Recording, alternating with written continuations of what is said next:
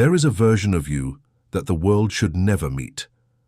Not because you're evil, not because you have something to hide, but because showing that version of yourself is like handing a weapon to your enemies.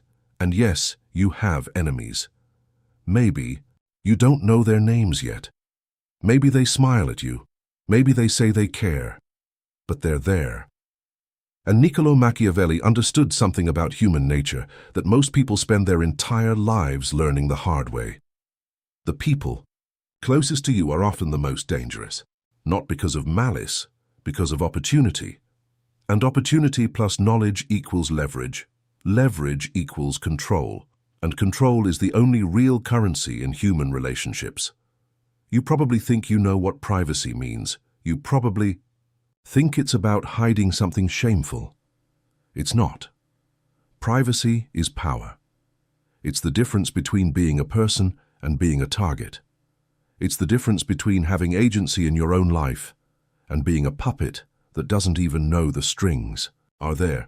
This is not paranoia, this is pattern recognition. And if you're paying attention, you'll start to see the patterns everywhere. Let me show you the 7 things you should never, under any circumstances, reveal about yourself. Not because they're scandalous, but because they're dangerous. The first thing is your real ambition, not your surface goal, not your polite answer when someone asks what you want. Your actual, hungry, burning ambition, the thing that keeps you awake at night, the thing you think about in the shower, the version of success that makes your heart race. Here's why this is dangerous. Ambition is readable. Once someone knows what you want, they can take it. They can offer it and take it away. They can dangle it in front of you and watch you dance. But more importantly, they can become competition. The moment they know you want something specific, they can decide they want it too. And suddenly, you're not just pursuing your dream, you're fighting someone who knows exactly how badly you want it. The smartest people in the world keep their real ambitions hidden behind a fog of acceptable goals. They talk about wanting stability, balance, moderation. Meanwhile, they're playing chess and everyone else thinks they're playing checkers. Machiavelli understood that the appearance of humility is infinitely more valuable than actual humility. Make people think you want less than you do, then watch how much more you actually get. The second thing is your weakness. And I don't mean physical weakness. I mean your real vulnerability, the thing that triggers you, the wound that never fully healed, the insecurity that echoes through everything you do. Maybe it's abandonment. Maybe it's humiliation. Maybe it's feeling powerless. Maybe it's being unseen or unheard. The moment someone knows your real weakness, you're no longer equal. You're a problem they can solve, a nerve they can touch, a button they can push whenever they need you to move. Think about the people in your life who have hurt you the most. I'm willing to bet that they knew your deepest fear before they hurt you. They might not have meant to use it against you, but they did. Because humans are opportunistic animals. And when you're holding someone's weakness in your hand, it's almost impossible not to press down eventually. The best defense is complete opacity. Let people see confidence, boundaries, and peace. Let them wonder about the rest. The third thing is your actual financial situation, not your income, your net situation. What you really have, what you really owe, what you're really struggling with. Here's what most people don't understand about money. It's not about the dollars. It's about the story you tell. The story of your stability. The story of your worth. The story of your power. The moment someone knows you're desperate, you lose negotiating power. In business, in relationships, in every human interaction, desperation is visible and it smells like blood in water. People will circle. They'll offer you less. They'll ask for more. They'll use your need as leverage. A man who appears to have options has power. A man who appears to have nothing to lose has even more power. But a man who appears desperate has already lost. Keep your financial struggles private. Keep your wins private too. Appear stable. Appear unbothered. Appear like you're doing fine whether the deal happens or not. This is not lying. This is psychological survival. The fourth thing is your loyalty. Who you actually care about. Who you'd go to war for. who you trust with your real self. This sounds strange, but it's critical. The moment someone knows who matters to you, they have leverage over all of them. They can hurt your family to hurt you. They can threaten your closest friend to control you. They can use your love against you. Machiavelli lived in a world where this was literal and violent. But we live in a world where it's more subtle. Psychological violence, social violence, professional sabotage. Someone knows your best friend is struggling financially, so they offer them an opportunity. Suddenly you're wondering if your friend is betraying you for money. Someone knows your partner wants validation, so they provide it. Suddenly you're paranoid. Don't volunteer who matters. Don't make it obvious. Let people wonder. Let them have to guess. The less clear the map of your heart is, the less anyone can use it against you. The fifth thing is your past failures, not the public ones everyone knows about. The ones that still sting. The times you were humiliated. The times you weren't good enough.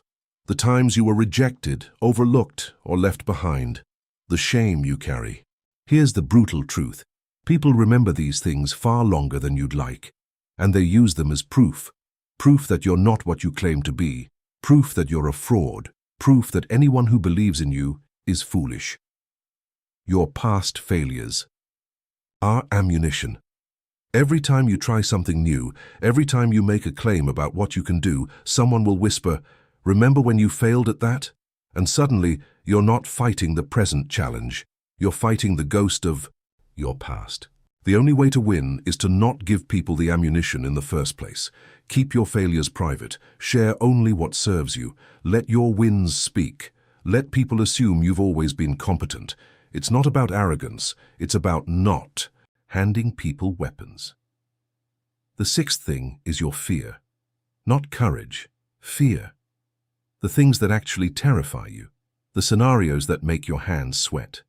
The possibilities that wake you up at 3 in the morning. Your real, authentic, existential fear, because fear is contagious. The moment someone sees it in you, it spreads. Other people start to feel it. They start to question things. They start to pull away because fear is a signal that something is wrong. And no one wants to be associated with something wrong. More dangerous than that, someone who knows you're afraid will test those boundaries. They'll push you exactly where you don't want to be pushed. They'll make you face it, not to help you, but to see if you break, to know how far they can take you. People are crueler than you think.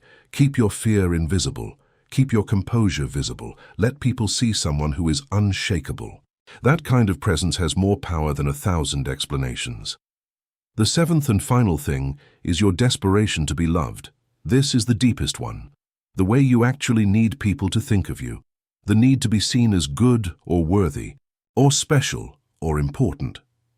That hunger for validation that lives under everything you do. The moment someone knows you desperately need them to love you, the power dynamic shifts completely. You become the one working for approval. You become the one bending. You become the one compromising. And they become the one who gets to decide how much love costs. This is where people lose themselves, in relationships, in families, in careers, in friendships. They're so hungry to be loved that they stop being themselves. They become whatever shape the other person needs them to be. And the other person? They get tired, or they get cruel, or they just leave. Because desperation isn't attractive, it's suffocating. The most powerful people in any relationship are the ones who love the least. The ones who appear like they could walk away tomorrow. The ones who seem complete without the other person. You don't have to actually feel that way, but you cannot show the alternative. These 7 things are the difference between having power in your life and being a victim in someone else's story. Machiavelli didn't write about mystery and opacity because he was paranoid. He wrote about it because he understood human nature. He saw what happens when people know too much. He watched kingdoms fall because someone revealed the wrong thing to the wrong person. And he understood something that modern culture tries to make you forget. Transparency is not always virtue. Sometimes transparency is just vulnerability masquerading as honesty. Sometimes the most honest thing you can do is maintain boundaries. Sometimes the most loving thing you can do for yourself is keep your own counsel. The world doesn't need your confession. It doesn't need your vulnerability. It doesn't need to understand the full map of who you are and what you want and what you fear and what you lack. Your interior life is sacred. Your depth is for you. What you show the world should be a choice, not a compulsion. It should be strategic, not desperate. It should be about maintaining your power, not surrendering it. This isn't cynicism. This is survival.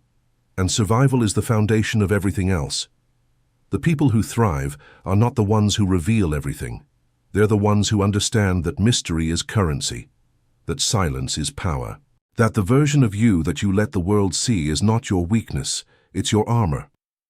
Guard these 7 things, not because you're hiding something shameful, but because some things are too valuable to give away. And the moment you do, they stop belonging to you. They belong to everyone else. And that is when your life stops being yours.